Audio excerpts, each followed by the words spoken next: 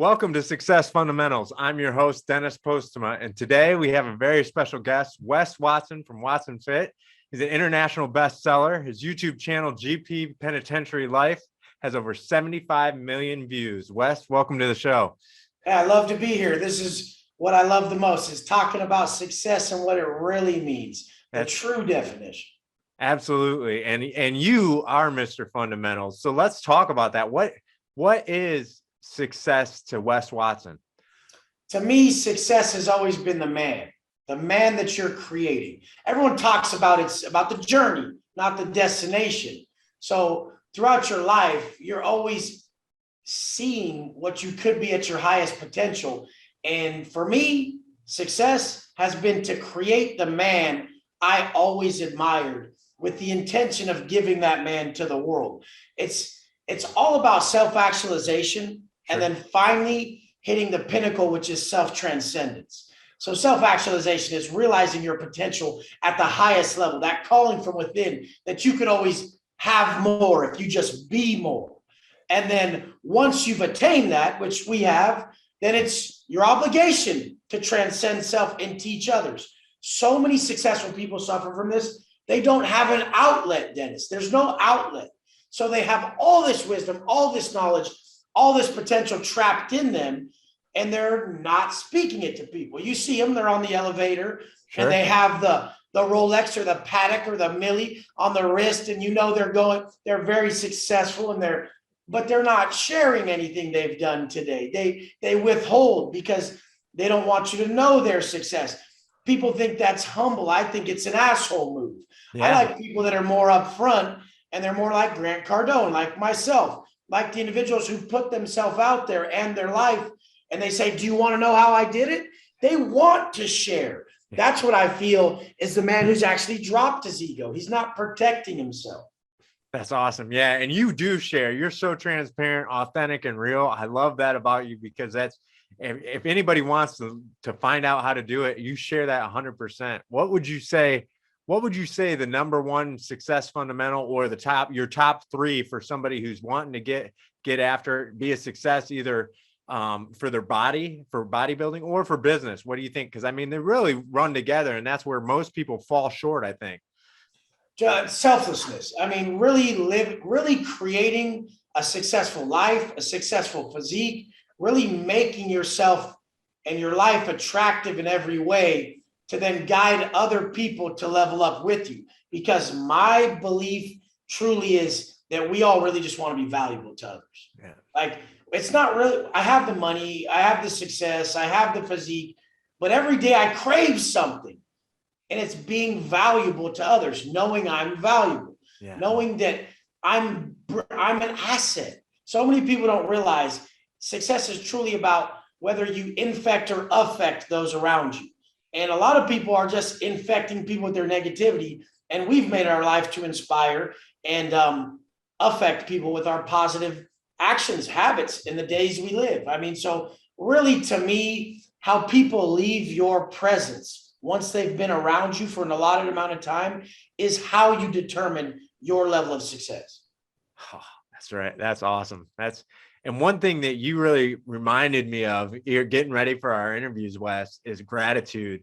I had so much gratitude from the fact that now, because after having surgery and major surgery and being off for a few months, I had so much gratitude that I could actually go out and work out, that I was able to work out and be able to actually go lift. And that, to me, that's just, I think people surpass that. How many people don't actually work out, and they could, you should see that as a pleasure. Gratitude is action. You can't wake up in the morning and say, I'm just grateful I'm healthy, if you're not working on staying healthy. I mean, gratitude is action. Everyone knows action speaks louder than words, but everybody's just saying shit. They're saying they're grateful. Like, I want to look at your life and the results you have in life and know that you're grateful, because you're not wasting not 1 second. Where I come from in the penitentiary, where I did 10 years straight, I did 10 years straight in the California prison system, CDC, and I sat there just the whole time, not even wasting a second. I was always doing something that was bettering myself, even in that place. And what people don't realize is energy spent on stuff that isn't purpose driven. Energy spent on anything that's not part of your purpose is just derailing yourself from the energy you could put into your purpose. So I created a system daily that leveled me up in every way, because you can never be okay with where you're at if you wish to aspire to be more. So, I mean, I'm always forcing myself to do what's difficult in order to stay grateful, stay humble, in order to prepare myself for life, because life is coming. Life is going to come try to derail you. And the proof of how grateful you are is on those bad days. Yes. And I've had plenty of them. I had 3,000 plus days locked up where I was arguably more grateful sometimes than sitting in this penthouse, the nicest penthouse condo on the bay in San Diego, and with millions of my accounts, every exotic luxury car that most people would dream of downstairs, beautiful wife, my son's amazing, my life is amazing, my job, I've had arguably more grateful days in prison than out here, because people start to get distracted out here. There's no distractions in prison. And if they are, you're choosing to partake in them. You have to go out of your way. You really are just focused on working on yourself and staying grateful. And when you choose gratitude in a negative environment, what it does is actually makes you more grateful. I mean, what people don't realize is desiring a more positive experience is actually a negative experience. And accepting a negative experience and making it a positive is the most positive experience. So I had 10 years of having to accept a negative event, but making it positive. Out here, you have 99 things going your way. Right. And there's one not going your way. Some people, it's their physique. Some people, it's their vices. Some people, it's their finances. But one thing's not going your way, but everything else is. Like everything. In prison, nothing is going your way. Right. But you have your ability, your health, your mindset, your internal state. That's all you have. So if you want a solution to this real world, the streets, what we call it in prison, or this, our sensory world, which Steiner would refer to, then you would have to get in, if you want a solution to this world, then you would have to get it from someone who didn't exist in this world. Because in all reality, you can't find the solution to a problem in the same mindset it was created. And you guys have lived in this world of comfort where the comfort is actually killing you and deterring you from what you could be. And it's truly going to take someone to force you to operate at a higher potential, because we never operate at our potential. We operate at the level people expect of us. So like you were saying, is gratitude's lost out here because people aren't expecting you to be grateful. People out here they're okay with you doing less. They're okay with you having moods. Like I routinely get in arguments with my wife because she'll just be in a mood and I'll be like, that's nothing to be in a mood about. But to her, it is. That's her perception. And most people, like, it's true to them that if something happens, they're supposed to be mad about it. And I just don't have that because I come from a place where we had nothing. Yeah. This is all a plus now. That's awesome. That's very good perspective. Let me ask you from the leadership perspective, because I see you as a very good leader, Wes. How does that carry over to you being a good leader for your son? I mean, we lead from the front. And I mean, the way I feel a father should be is the man he always needed. Yeah. The man he always needed. That's the most powerful part. So look if you knew pain from being overweight your whole life, well, then you better learn your macronutrients and make sure your son doesn't get overweight, or you didn't break the cycle. If you had pain from the first of the month and always running out of money before the days ran out. So, I mean, you have to solve that. Like, these are actually gifts, these problems. Yeah. Like being overweight was a gift for you to learn and pass that wisdom on. Having no money was a gift for you to learn and then solve and then pass that wisdom on. Men, fathers, we're all supposed to heal the pain we know inside and then teach others to do the same. So if it was your alcohol or your vices, if it was being overweight, if it was financial pain, if it was just always being in such a negative place mentally, you have to solve these things and pass on the answers. It's not that we're supposed to give our kids everything we never had. We're supposed to teach them everything we never knew. But everything we never knew is supposed to get us everything we never had. That's what people don't get. Everyone thinks detachment means not owning anything. Detachment means not letting anything own you.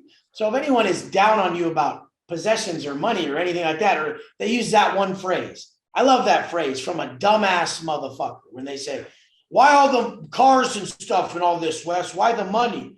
You can't take it with you. I'm like, what? I have dependents, don't you?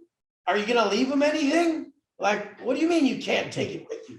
Yeah. I mean, no shit. We're leaving it for our family, bro. Building the legacy, right? That quote. It always freaked me out that someone could say that quote and not realize how fucking selfish they were. Yeah.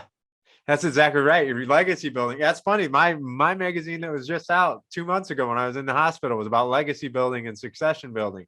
That's why don't they get it? How are you going to say that quote? You've just outed yourself as a very selfish, self-centered person who's not worried about leaving anything behind. Yeah, that's awesome. I'd rather not work that hard because I can't take it with me anyways. Me. Like, I just don't even understand that. That when songs have that quote or someone says it, I just cringe so bad. I think it's a trigger point. Yeah, I love it.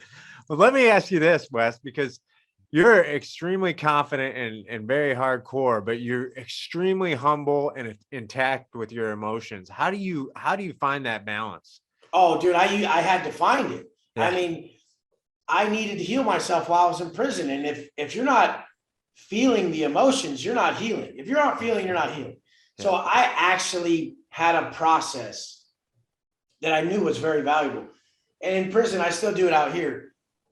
In prison, I would play songs in the morning before everybody was up. First thing, right when I woke up, I would play the songs that brought up the memories that were too painful for me to take.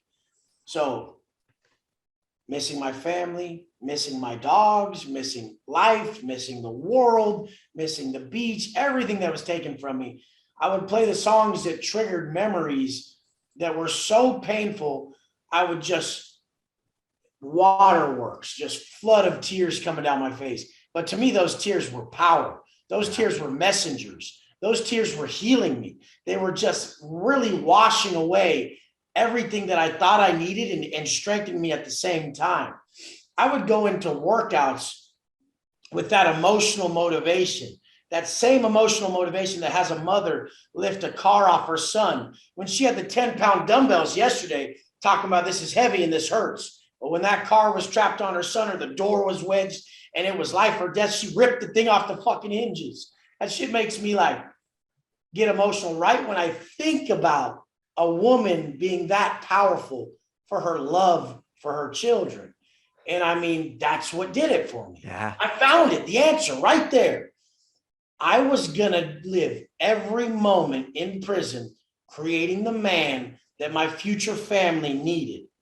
So if I was being a bitch with negative energy and irrational emotional behavior, even in prison, a hard place to not be that way, I would witness it and I would expel it.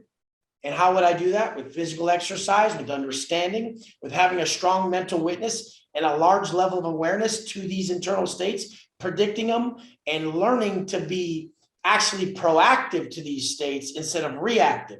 You don't wait till the negative internal state starts and then be reactive. It's usually too late. So I'm proactive with my program, and geniuses are proactive.